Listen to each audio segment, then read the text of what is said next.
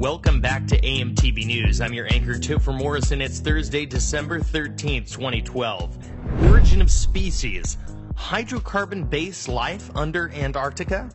Teams of scientists from Russia, the U.S., and England have been hoping to catch a glimpse of what may be at the bottom of various freshwater lakes hidden beneath kilometers of ice and protected for millions of years.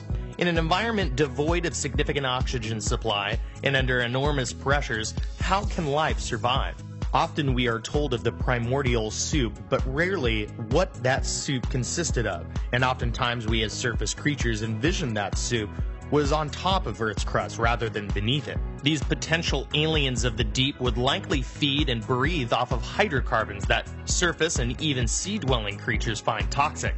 The famous scientist Thomas Gold wrote in his final work, Deep Hot Biosphere, that these methanotropes, methane eaters, may be far from tangential members of the food web in the deep hot biosphere. Indeed, they may be the foundation of that system.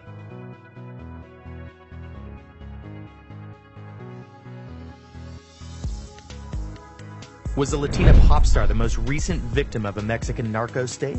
Latin pop star Jenny Rivera might not have suffered a tragic plane accident, rather a successful cartel hit job. Pending an examination of the flight data recorder, facts remain no mayday was received, and the plane's owner, Starwood Management of Las Vegas, had recently lost another plane to a DEA seizure in September. According to records, the paper trail of agents, aliases, and alleged fronts are responsible for both planes and have direct connections to one Christian Esquino. Esquino was deported after a 1993 conviction of possession and intent to distribute cocaine. Rivera, known as La Diva de la Banda, had been an outspoken critic of cartels and the bloodshed experience in Mexico's brutal drug war. More details pending. Japan scrambles jets over Chinese plane. Things are still heating up in the South China Sea.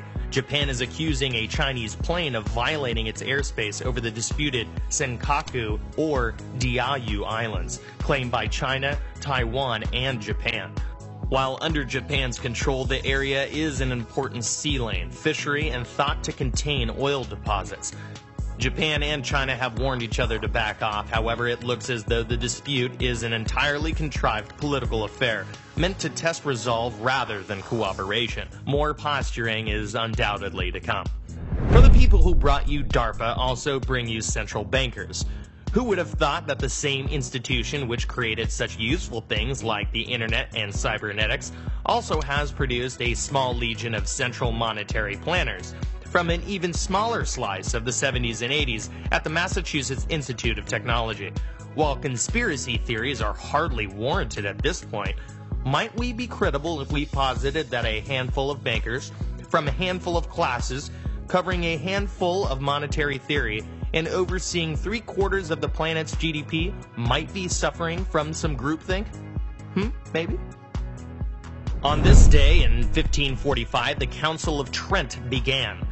Today, over 500 years ago, the Catholic Church, in response to Martin Luther and anyone who dared contradict papal authority, convened an ecclesiastical convention to decide apparently what God had already decided, but failed to spell out for humanity. The council issued condemnations of what it defined as Protestant heresies at the time of the Reformation, and defined church teachings in the areas of Scripture and tradition, original sin, justification, sacraments, the Eucharist and Holy Mass, and the veneration of saints, and even a new version of the Bible. Their decisions lasted another 300 years until a subsequent group of holy bureaucrats got together for the next ecumenical council in 1868. By then, less people were paying attention, and that is reason enough to thank God.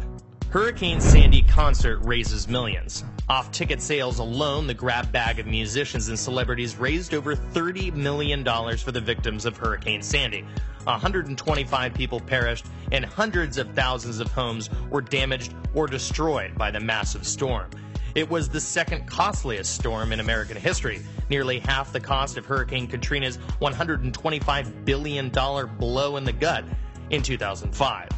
We often balk when celebrities weigh in on national issues, but when it comes to the hauls like these and 2 billion people tuning in over various networks, it's definitely time to be thankful for their star power. Echelon spy network to be revealed? It is a relic of the Cold War, an electronic snooping arrangement also known as Five Eyes, which included much of the English-speaking world. The case of Mega Upload and its eccentric founder Kim.com is exposing not only brazen violations by police of basic due process, but an old international state-sponsored spy ring. New Zealand's High Court is now naming its own Government Communications Security Bureau, a sort of NSA South Pacific, in a probe which involves secret, quote, intelligence arrangements with the United States and the other Echelon partners, Australia, Canada, and Britain. Who is the rich man? One day, a wealthy father took his son on a trip to the country so that the son could see how the poor lived. They spent a day and a night at the farm of a very poor family. When they got back from their trip, the father asked his son, "Did you realize how poor people can be?" "Absolutely," the son replied. "I saw that we have a dog at home, and they have many animals. We have a pool that reaches to the middle of the garden. They have an endless creek. We have countless televisions. They have the stars. Our patio reaches to the front yard. They have the whole horizon." When the son was finished, the father was speechless. "Thanks, Dad, for showing me how poor we are." Capturing every corner of the alternative media, watch AMTV News Monday through Friday. For more videos like these, visit amtvmedia.com, home of the AMTV network, the voice of independence.